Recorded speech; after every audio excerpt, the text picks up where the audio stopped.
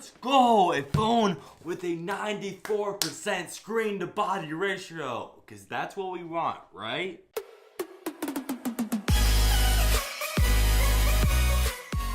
I'm MWG and let's get right into the tech news for today because we have the OnePlus 6 coming out in a brand new red color option. I hate to be the one that's going to say this, but the OnePlus 6 colors is kind of looking like the iPhone 7, iPhone 7 Plus color lineup in kind of the same way released too. First off, before I get ahead of myself, the OnePlus 6 is a $600 budget-friendly Android phone with a notch in 2018. The OnePlus 6 boasts one of the best cameras in any smartphone and one of the best processors in any smartphone in the Snapdragon 845. So does that make it the best phone? That's up to you to decide. But with a budget-friendly price at $600, it seems like a pretty good deal. But what do you consider budget when you could get a pretty decent Android phone for $200, $100? But $600 does seem like a pretty good bargain when I'm about to talk a phone about 2 times as much a little later in this video. But when the OnePlus 6 released this past May, it came out with 2 different blacks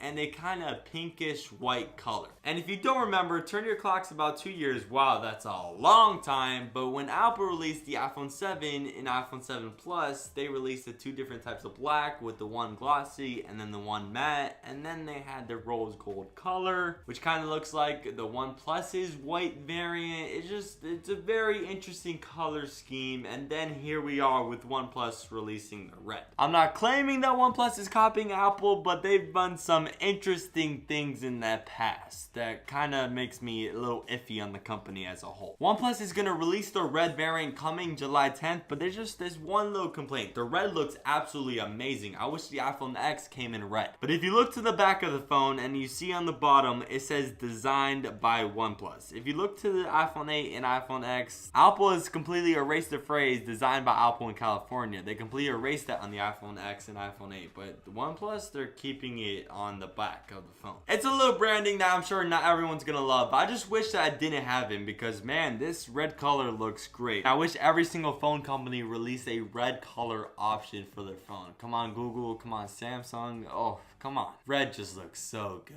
But getting to my other phone news for the day, I want to talk about the Oppo Find X. And yes, I'm about 2 weeks late on talking about this, but I still have to talk about it. First off, right off the bat, the Oppo Find X is $1,200. $200 above the iPhone X and $300 above the Note 9. And yes, the Note 9 isn't out just yet, but that's the rumored price. But the whole thing with the Oppo Find X is the screen, because in 2018 and 2017, it's all about putting a notch on your phone and removing as many bezels as you can. So Oppo was not having this whole notch thing in 2018 because many people find it disgraceful to have a notch on your screen. I don't mind it that much, but some people do. So Oppo was like, oh, we're not having this notch on our phone. So they made this very cool mechanism for the whole front-facing camera to just pop out and pop back in whenever you use the 3D face technology and the front-facing camera. That's right, the Oppo Find X has 3D face technology. I'll get to that in a second, but more importantly, it doesn't have a notch. Therefore, it goes from the edge to the other edge, and it's just bezel-less except for the slightest of chins on the bottom, but it has a 94% screen to body ratio. It looks absolutely amazing. And yes, this is the first phone to come out that copies the iPhone X Face ID technology. I've been waiting to see which phone is going to come out first. I'm surprised Samsung yet again is behind the ball on the technology. Samsung wasn't first to the 3D face scanning technology and wasn't first to embed the fingerprint sensor into the display.